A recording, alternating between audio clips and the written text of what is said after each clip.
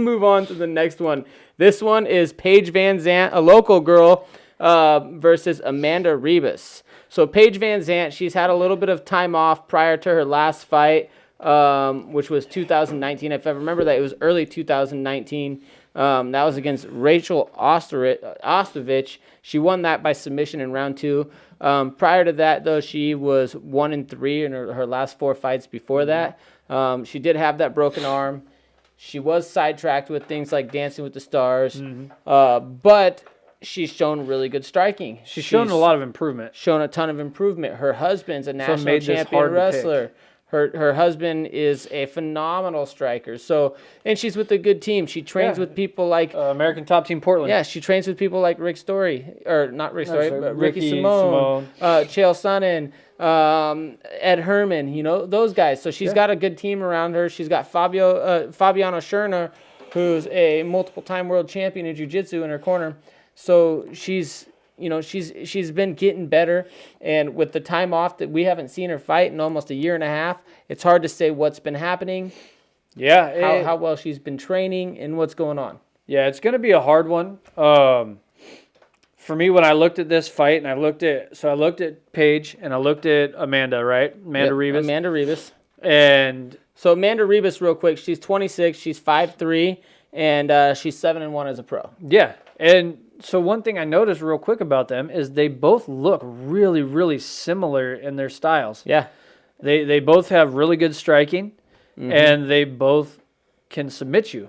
Yep. And in fact, that's actually Ribas' bread and butter is her submissions. So when I watched her first couple of fights, she looked really, really bad on the feet, but her ground game was phenomenal. I watched her last fight, and she looked... Against Randa Marcos? I believe it was Marcos. Yeah, it was Randa Marcos. She just picked her apart, dude. Her. And that was at 115 and she looked pounds. really, so really good. You also have to remember, though, she's been fighting anywhere between 15 and 25. Yeah. So just before she got in the UFC, she fought at 125, and she got a win over another girl named Jennifer Gonzalez. And then she came into the UFC, and she's been fighting at 115 since then. Yeah. So it's going to be a crazy close fight, I think. It was really, really hard to pick. But I think I went with Ribas, I believe, by submission in round 2. That's interesting. So I didn't think that it was going to be a submission.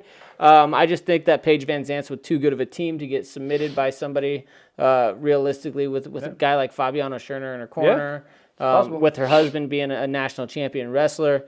You know, I feel like she's got enough grapplers around her that she should be able to shut down the submission game. But overall, I feel like she's going to be on the back foot playing defense, and Amanda Ribas is going to capitalize, and she's going to win, just like she's been doing in her last several fights. I mean, you got to look at it. She beat Randa Marcos. She beat Mackenzie Dern, who's supposed to be a phenomenal submission artist. Yeah, and that's what I mean. She also beat Emily Whitmire before that. Yeah. So she's beaten some good girls, and she's not just fighting slouches. I think that for me, that just makes me push towards Amanda. It's hard to not pick her. Yeah, it just gave, for that reason, I pushed towards She has Amanda. really, so the one thing that I noticed that they both do almost similar is when they both push in for the clinch, and they both like their trip takedowns. Yep. So that's going to be an interesting, happens. For me, the clinch battle, I think is going to be where this fight is won. Oh, and that's the first fight on the main card, by the way. Yeah. So I think whoever wins the clinch battle is actually going to win. But I think Ribas is going to get it down. And I think where Paige does struggle is getting back up. When she gets up, she likes to give up her back. Yep.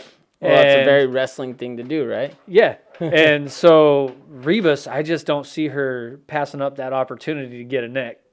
So that's I've got all even say it's going to be another rear naked loss for Paige VanZant is what I'm calling it. Ooh, it's possible. I'm even going to tell you how. It's possible.